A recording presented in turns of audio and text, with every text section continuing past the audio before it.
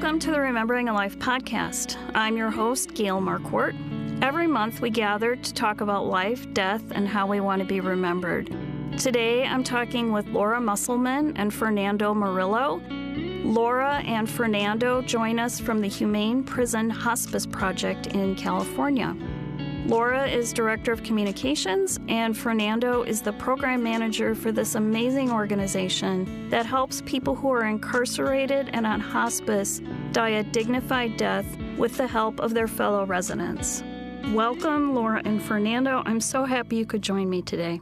Thank you so much, Gail. Happy to be here. So let's talk about the Humane Prison Hospice Project. What is it, Laura, and how did it start? Sure.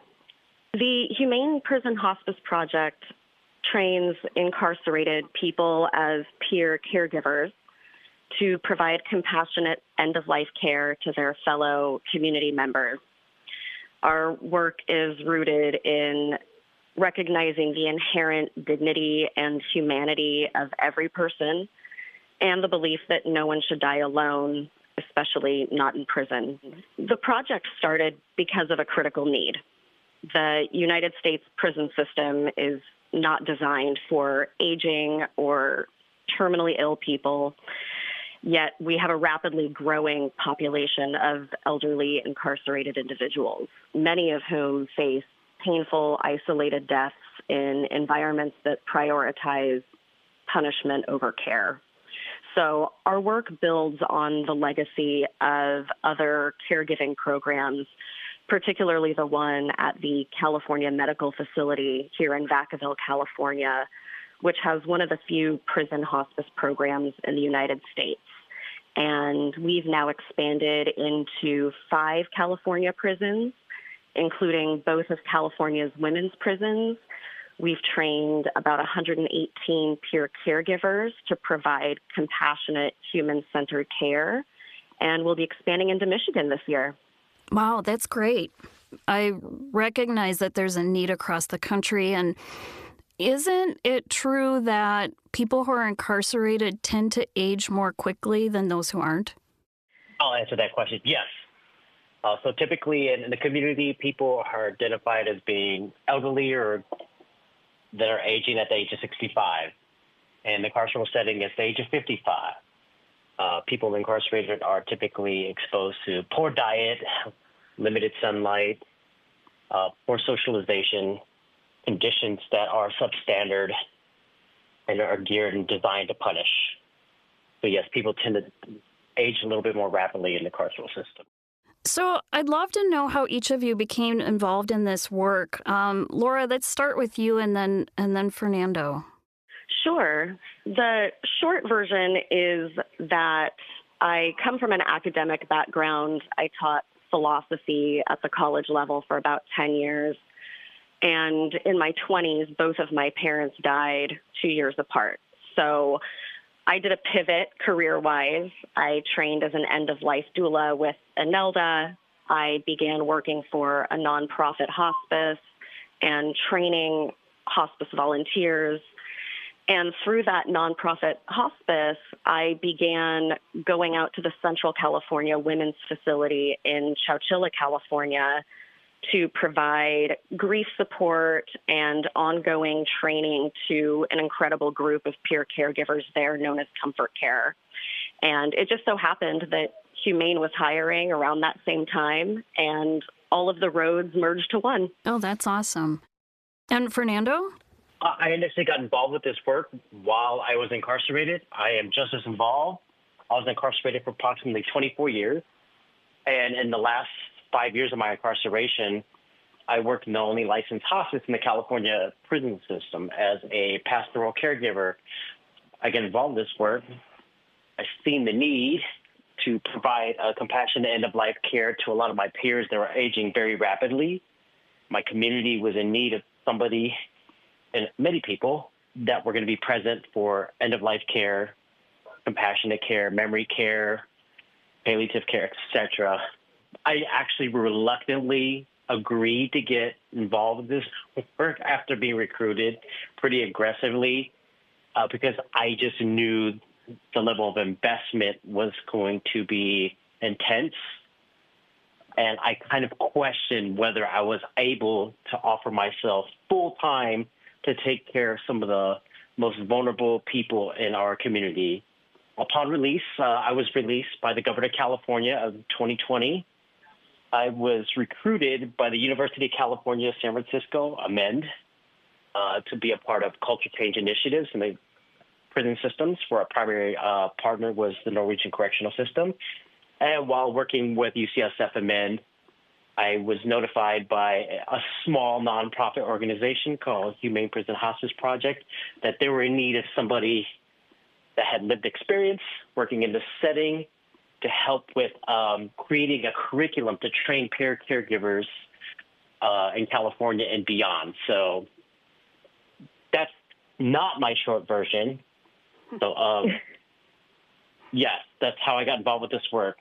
So you mentioned that you were pretty hesitant to do this kind of work. How is it working out for you? What have you found to be the rewards of doing this? The reward has been, one, developing a sense of community where folks that are eligible and able-bodied to provide a resource to folks that are extremely vulnerable and that are not able-bodied, to be able to have a dignified, compassionate end-of-life experience, but also a palliative experience, and help folks to develop resources and to be trained to better care for folks that have memory care issues, et cetera. So like just seeing the overall community development and community building, where folks are providing this resource to the most vulnerable is so rewarding. And not only that, but I've got to witness firsthand the impact multidisciplinary team has, as well as having incarcerated peer caregivers providing this resource impacts correctional staff members. Because not only are the peer caregivers a part of the multidisciplinary team, but it helps enhance the overall quality, professional experience of the correctional staff members.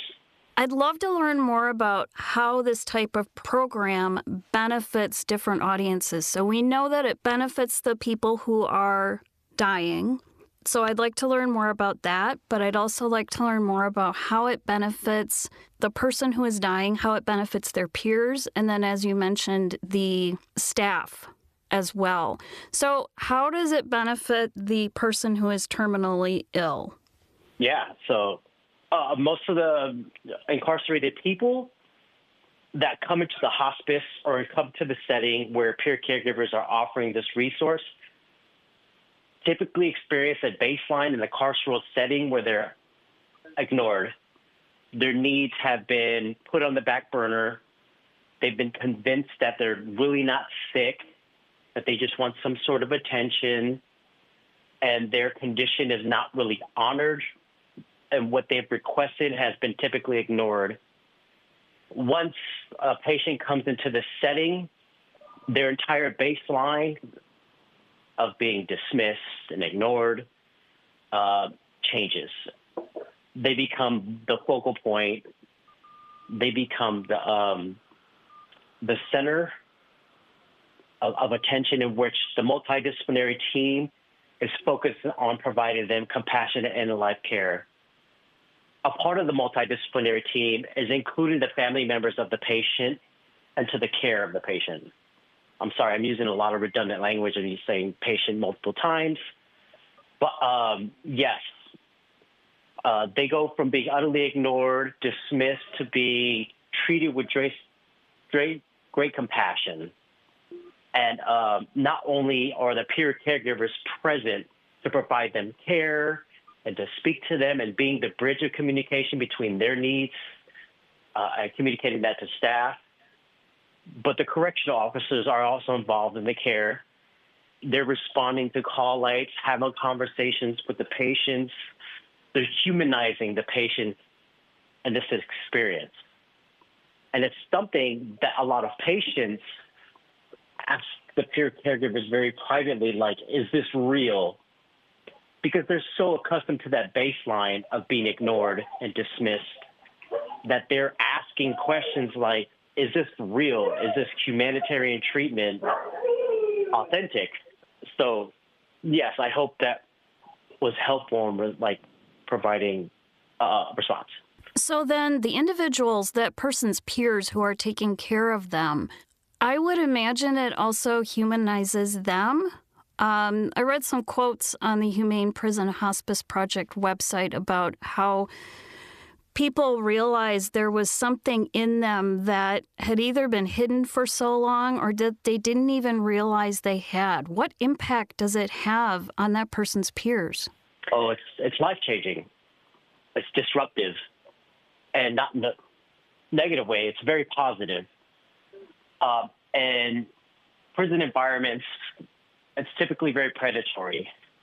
Most people don't have the opportunity to even process what happened to them in their youth, their arrests, how people were victimized during the commission of their crimes, or even the experience that they had, meaning the incarcerated person had around victimization and their own personal experience.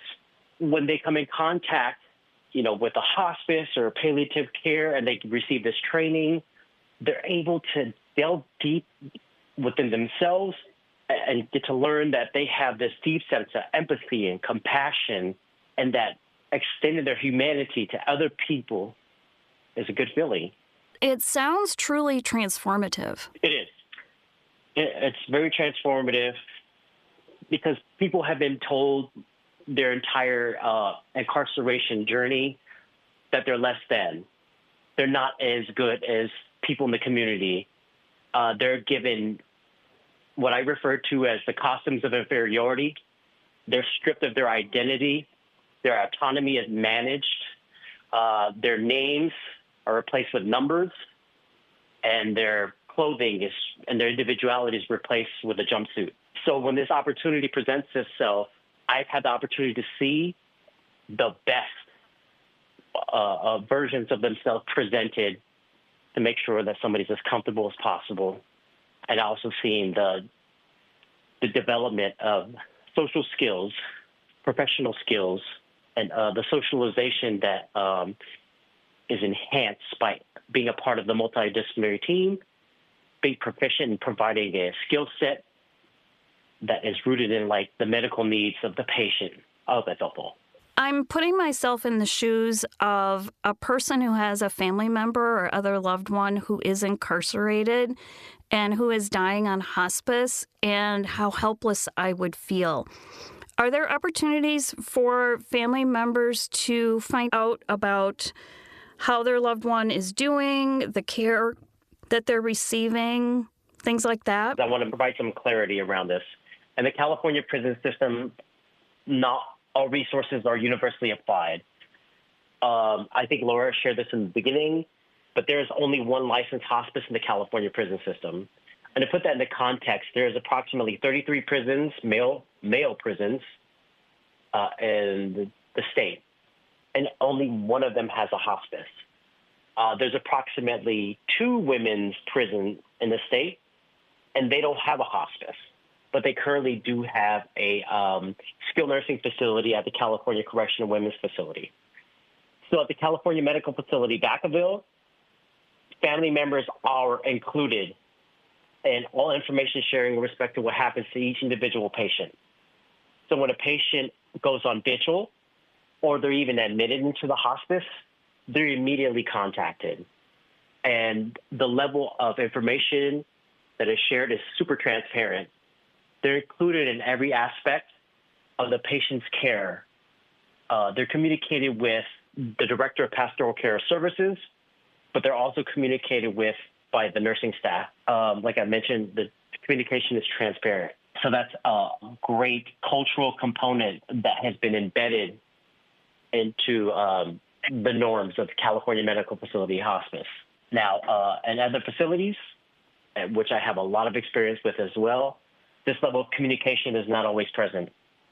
There's not a lot of transparency in a lot of prisons outside of the California Medical Facility Hospice, where staff members are communicating directly with family members. So when families do have the opportunity to be contacted by the California Medical Facility Hospice, they're typically inspired because they're used to the latter, where most staff members in California correctional facilities are not communicative at all. Yeah. Can you tell me a little bit more about that and the staff and the transformation that you see here in this kind of situation? How, if at all, does that affect the kind of care people get going forward? Yes. So in California Medical Facility, this program has been in place since 1993. And so it is deeply embedded into the culture of the institution, and it has influenced it in a positive way from every corner of the institution. And this is how. Not only is the peer giver providing care to the patient, but as I mentioned earlier, the correctional staff members, whether it be custodial or healthcare, they're involved with the patient's plan, end-of-life plan. So I'll speak about correctional officers specifically. They have the opportunity to develop an intimate bond with patients when they're in the hospice. Typically, before they even get into the hospice, they have this very rigid perspective on what incarcerated people are, how they define them as being the enemy, etc. But when they have the opportunity to see the peer caregivers providing this intimate end-of-life care, they want to learn a little bit more about how they arrived at this moment in time. And when they see the interaction between the peer caregiver and the patient, it influences how the correctional officers start speaking to the patients and the peer caregivers. They start humanizing them in a different way. There's a sense of normalization that develops in this environment, and where the correctional officers want to be a part of the care. So they begin to speak to the patients with a lot more humanity, a lot more care and kindness, because they see their own vulnerabilities and they see their own mortality every time they see a patient pass away. And they understand this is the human condition. And they begin to speak to family members.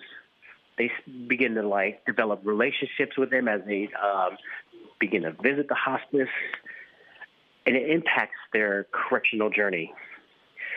And what I mean by that is I don't know, I'm throwing statistics really quickly. Correctional officers have a mortality age of 58.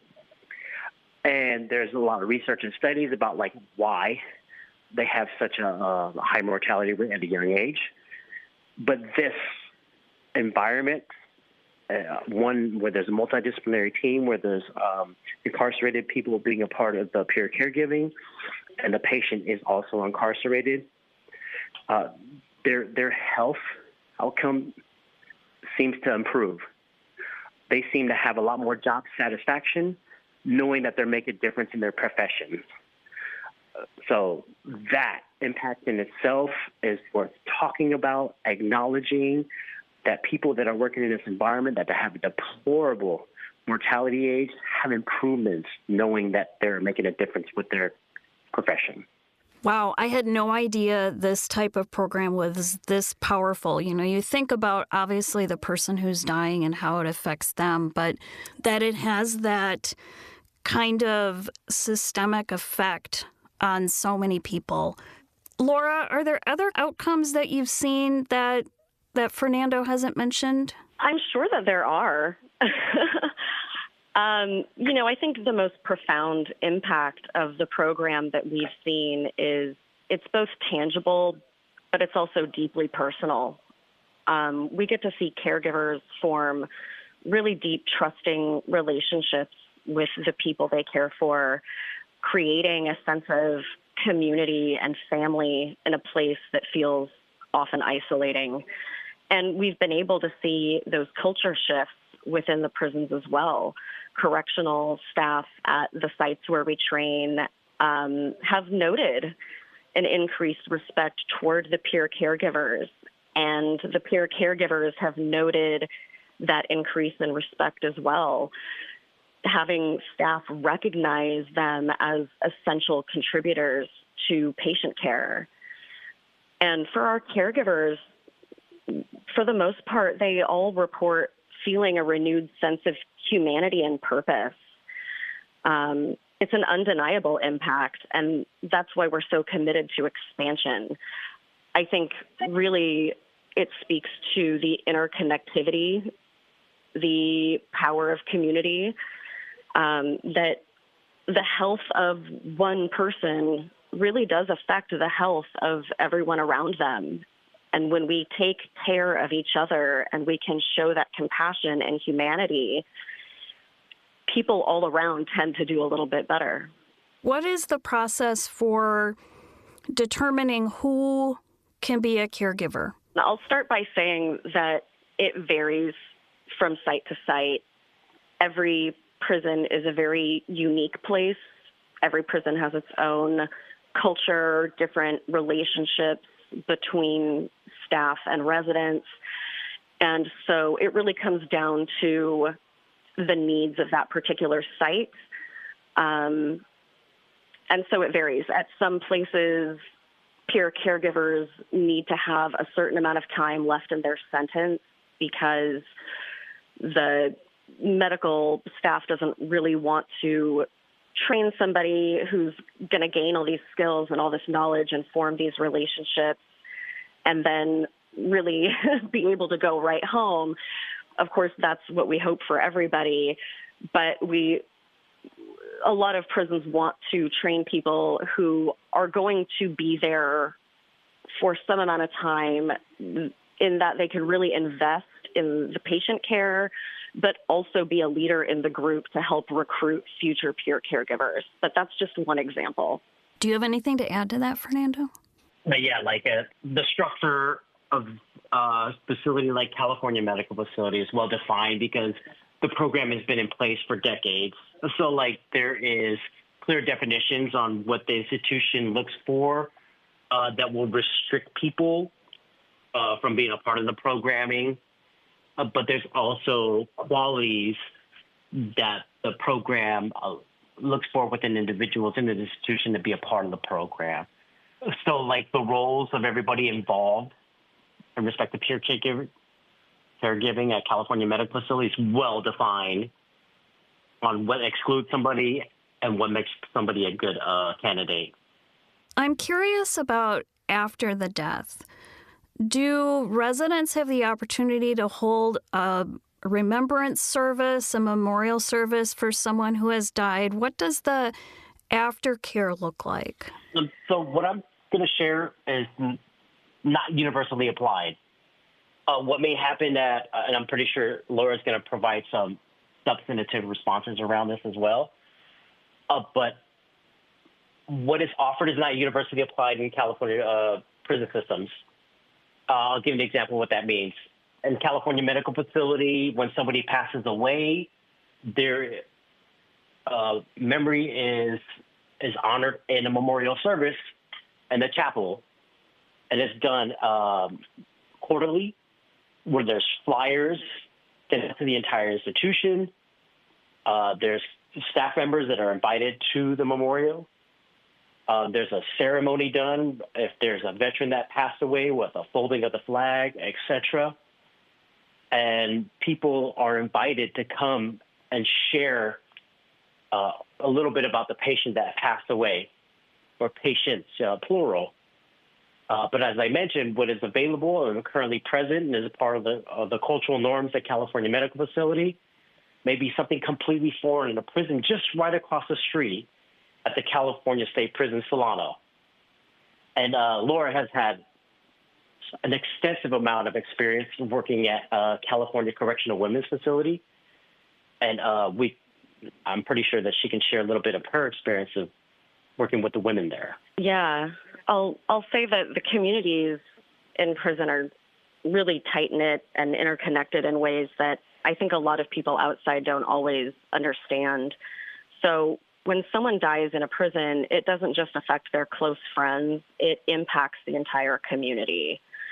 Most incarcerated people have already experienced really profound loss the loss of family relationships, of maybe the death of loved ones outside, the grief that comes with long-term incarceration itself. So when a peer dies, especially without dignity or support, it really reinforces this harsh reality that prisons were never designed for aging or dying or compassionate care.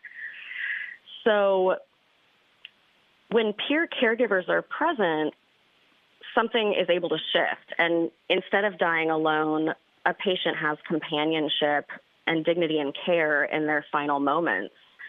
For their peers, knowing that someone was there, that their life and their death mattered, helps ease that burden of grief. And it also fosters a culture of healing where people aren't just left to suffer loss in silence. But creating a memorial service, getting permission from the administration to hold something like that can be complicated. And we're not always successful. I'll speak just specifically to the women's prison. We do our best to hold memorial services as often as we can, but the really impactful ones where we're able to invite not only members of the prison community, but also that patient's family or friends outside, those are rare instances.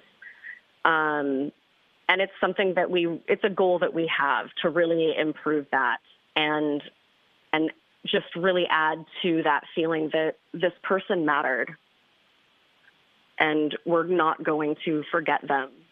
Right, because even in prison, after the person is gone, the impact that they had on their peers and all those memories for really the people who have become that person's family don't go away. Mm-hmm. Yeah, and I think one of the goals of our program is to also just help create a culture where death is acknowledged and it's okay for people to mourn, and that caregiving in and of itself can be a way of healing and finding meaning and purpose.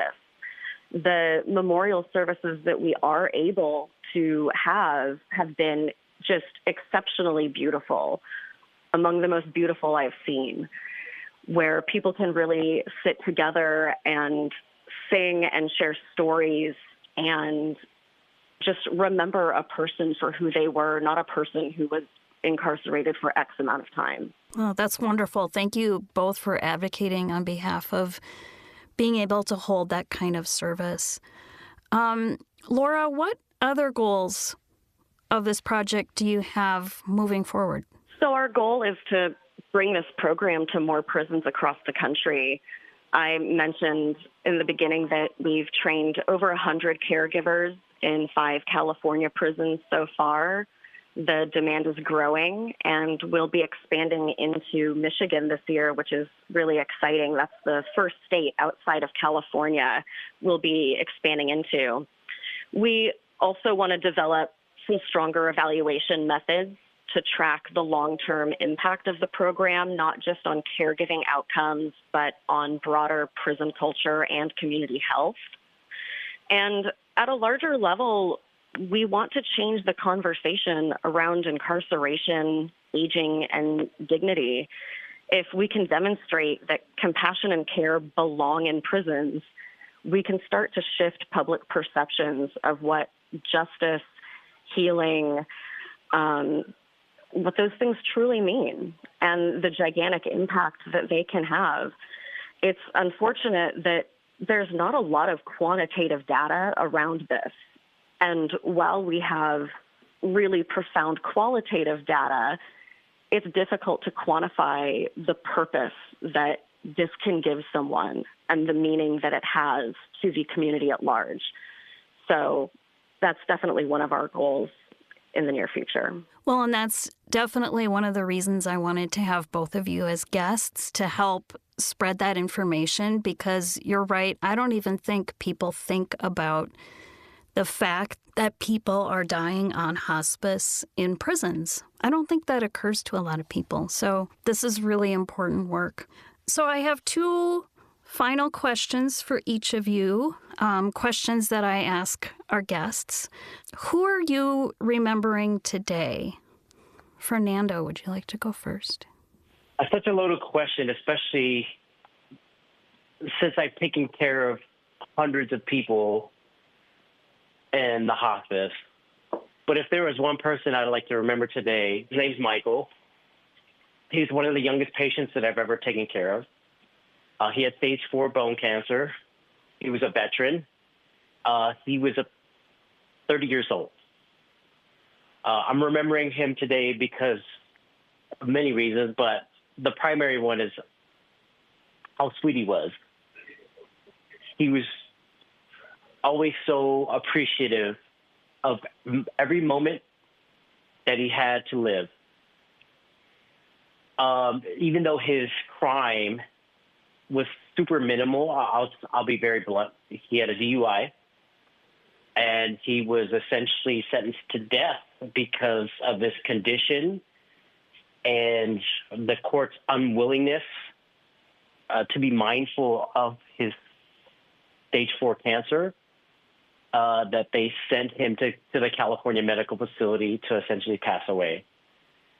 I'm thinking about him not only for his gentleness and his kindness, but his unwavering commitment to share with people how appreciative he was of the level of treatment he received.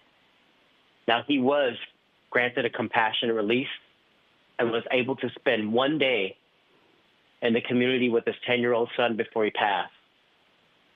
But I'll never forget that level of gentleness, that kindness, that level of appreciative, presence that he had with all of us. It was truly transformative. It helped me to self-reflect on what I currently was in possession of at the time, and helped me to be a lot more focused on those, gifts. And that's why I'm thinking about him, because I need to do that right now with all the challenges that I'm currently experiencing in this society and my personal life. And I reflect on Michael quite a bit and try to summon the level of strength that he had, empathy and kindness that I want to exude in my own life. So I'm thinking about him today. That's an incredibly powerful story, Fernando. And thank you for sharing a little bit about Michael's life with us. I can understand just from your short description of him why you think of him often. Thank you for sharing that, and thank you for the loving care that you provided to him. Thank you. And Laura, who are you remembering today? When you first asked that question, I got this wave of just hundreds of people. But my thoughts today, I think, are drawn to a couple of the women I work with at the Central California Women's Facility who are peer caregivers, and they're still alive, thankfully, doing the incredible compassionate work that they do, but are suffering immeasurably.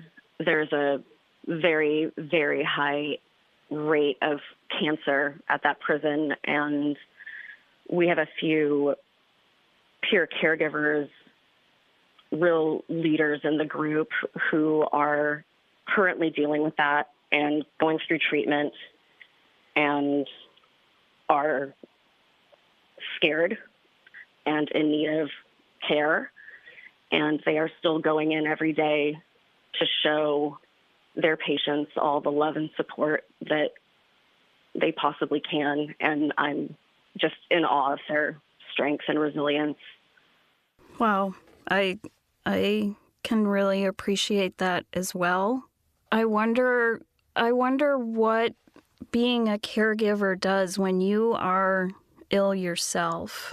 It sounds like being a caregiver in that position really gives you strength perhaps, even if you're ill yourself? I think it's twofold. I think it's hard to know so intimately the gaps in care that are so real, and, to maybe see yourself in the position of your patients. And at the same time, I know something that we speak a lot about in our grief support group there is the motivation that it gives all of them to somehow, I don't think they could do any better than they do, but to somehow try to find a way to do even better. If you don't mind me, Laura, is it okay if I provide a little context around this too? 1,000%. So during my incarceration, I had a life sentence. I had a 41-2-year life sentence. I came into at the age of 16, and at the age of 17, I had a conversation with myself, coming to the realization that I'm going to die in prison. So when I was a peer caregiver, I would perform my role as if I'm taking care of a version of myself that was eventually going to pass away. So I felt like my approach to my profession was, I'm taking care of a version of myself that's going to be vulnerable. How do I best serve the person that I'm coming in contact with? And so I feel like, speaking from a perspective that has, from a person that's been in this position, I would approach going into every room, every dorm, with the philosophy of taking care of different versions of myself. And I hope that makes sense. Wow, I never would have thought of it from that perspective. Thank you for being incredibly vulnerable to share that story, because I think that really illustrates the perspective from which you approached the incredibly important work that you did. Thank you for sharing that. Thank you, Laura and Fernando, so very much for joining me today and sharing your very powerful stories about this incredible work, the stories of other caregivers who are doing such amazing work to help people die with dignity in a situation that often doesn't offer much dignity to people who are there. I really appreciate all of your time and sharing your thoughts with us today. Thank you so much for having us, Gail. Thank you, Gail, so much. And thank you to my colleague, Laura Musselman, for inviting me to be a part of this conversation as well. Thanks, Laura. Well, thanks for joining. Can't do it without you. And for more information about the Humane Prison Hospice Project, visit humaneprisonhospiceproject.org.